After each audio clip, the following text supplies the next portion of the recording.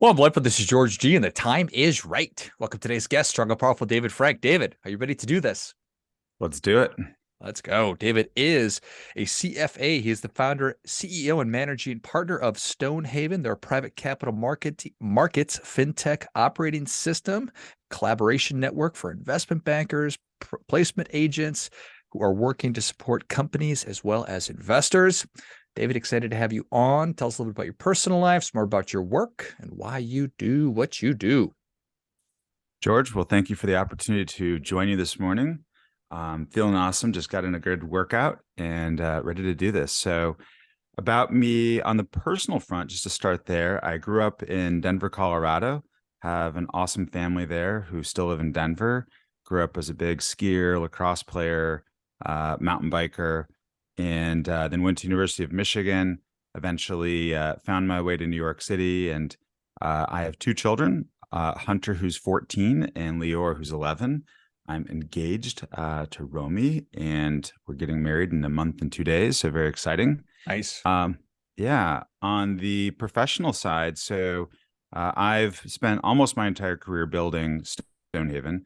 So I started the firm when I was 23. I'm 45 now, so it's been a long journey, many chapters.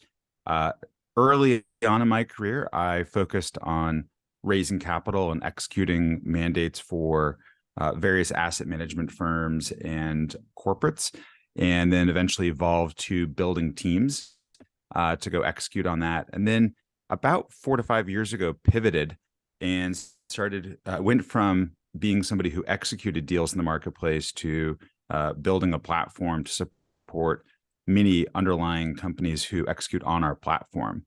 So that began our journey building a fintech platform, which is now, as you started to describe, an operating system. So we provide the infrastructure, data, and technology for intermediaries in capital markets, and they, in turn, raise capital, execute M&A transactions, do secondary transactions with a wide range of companies.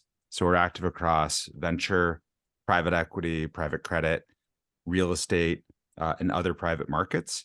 And we're very active on both the placement agent side, where we represent asset managers, as well as the investment banking. So we represent today over 200 companies, have over 100 investment bankers and placement agents on our platform. We're raising over $1 billion annually, and happy to dive into more details. Nice. So the problem, so many businesses start because you recognize that there's a problem. You say, okay, I'm going to be the solution. Was that true of you?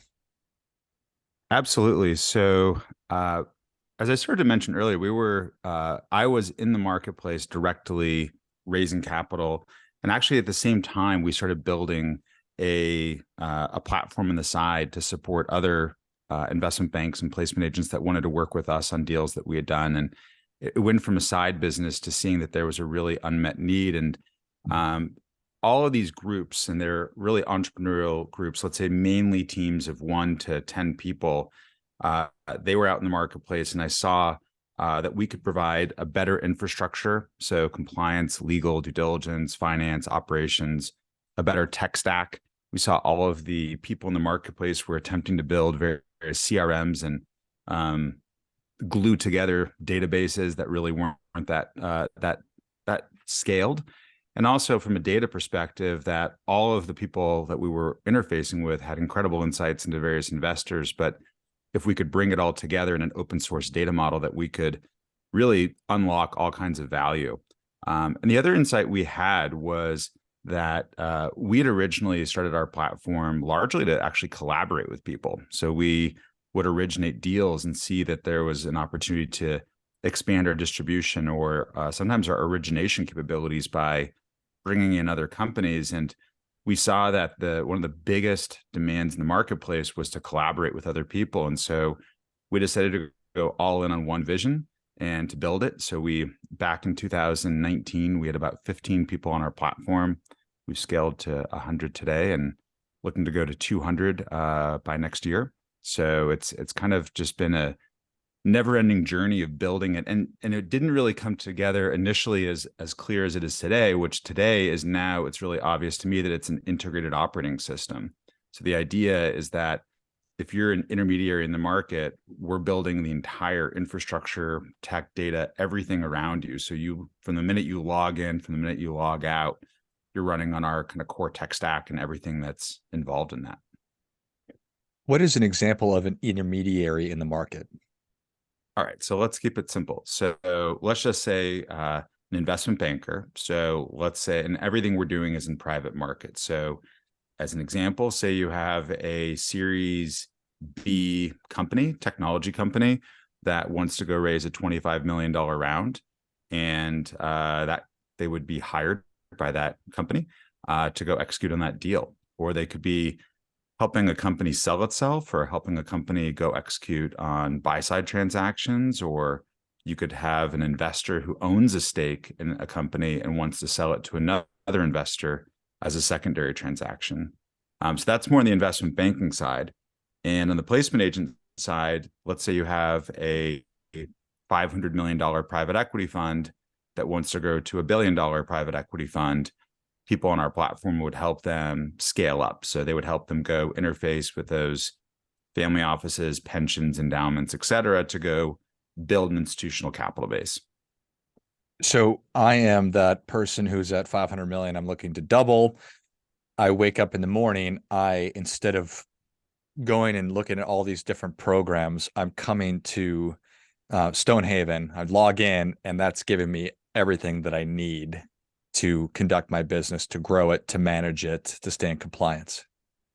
So think of it actually this way.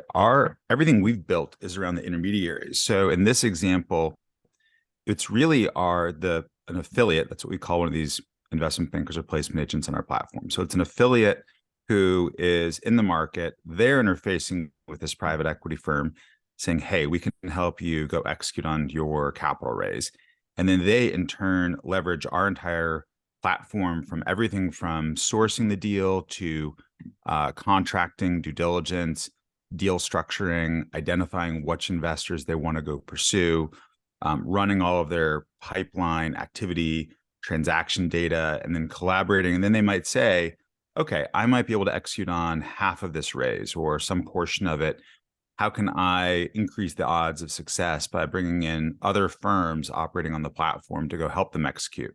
So they can identify who those parties are, and then all the workflows to go execute on collaboration, which we probably don't have the time to get into all of that, but a lot of those kind of workflows. So we're essentially a platform to help the intermediary help their client. Got it. Nice. Okay. And as you've been iterating, improving, changing, evolving, here we are in 2023. Is this an easier marketplace? Is it more difficult than it's ever been? So this is, I think the economy is actually still relatively strong right now, surprisingly strong. Labor markets are showing that. But I think a lot of parts of the capital markets are breaking right now, or under really incredible stress, whether that's the venture market, the real estate market.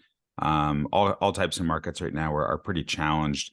And I think what that's causing is a flow-through effect, where the amount of funding going to early and mid-stage companies is landing them in an environment of the haves and have-nots. So I think you're still seeing the news headlines of about 10% of companies that are winning great rounds, doing really well.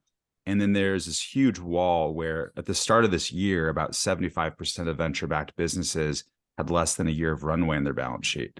And so they either could stick their hand in the sand and not live in the reality that we're in right now, or they had a few difficult choices, which is really cut burn, innovate, although it's harder. Everyone's always trying to innovate. So cut burn, or sell themselves or do other things. And so I think it's been an environment where the level of hustle that people need to demonstrate to execute in today's environment has just gone up. And I think it's also caused a lot of firms in today's environment to focus narrower and cut fat and think about what's the fastest path to profitability in the case they aren't profitable. Or in the cases of other markets, like say, for example, real estate, I think it's just stopping a lot of the deal volume out there and causing people to focus more on the micro of what are the smaller things people can be doing to increase revenue, cut costs, be more innovative. And I think it's actually a healthy environment. It's kind of the winter of capital markets right now. And I think if you embrace capitalism, you have to understand that this is part of the innovation cycle, and out of this comes spring. But we're kind of still, it feels like the dark before dawn from a capital markets perspective. And I don't even think we're through it yet. I think we still have probably 12 months more of a challenging operating environment for entrepreneurs. And so we're a very entrepreneurial company ourselves, a bootstrap business that basically supports 100+ people that are also all entrepreneurs who then raise capital and execute for small and medium-sized entrepreneurial businesses. So our entire ecosystem is this entrepreneurial environment. And so we're coming to work every day and in the trenches, really trying to help everyone execute at their best game. So you've been at this since, I think you said 2003? Correct. Or well, 2001 actually, for 23 years. 23. Got it. Yeah. So does it feel the same as it's always been, or does it feel like there's outside influences like legislation and politics and monetary policy that is making things different? I think it's actually amazing how much the rate environment has really flowed through into everything. And so we were in an environment of an incredible tidal wave of liquidity coming out of COVID that really wasn't a natural environment. And now we're kind of facing the pullback of that liquidity and implications of that. And so I think it's a very difficult operating environment. We're still growing at approximately 50% annually right now. And so we're doing everything we can to really drive in this environment. But I think in a more baseline normalized environment, not even a 2020, 2021, early 22 environment, but in a more normalized environment, I think it'd be much, much easier to grow right now. But it's not so much legislation. It is the Fed, I think, is part of it.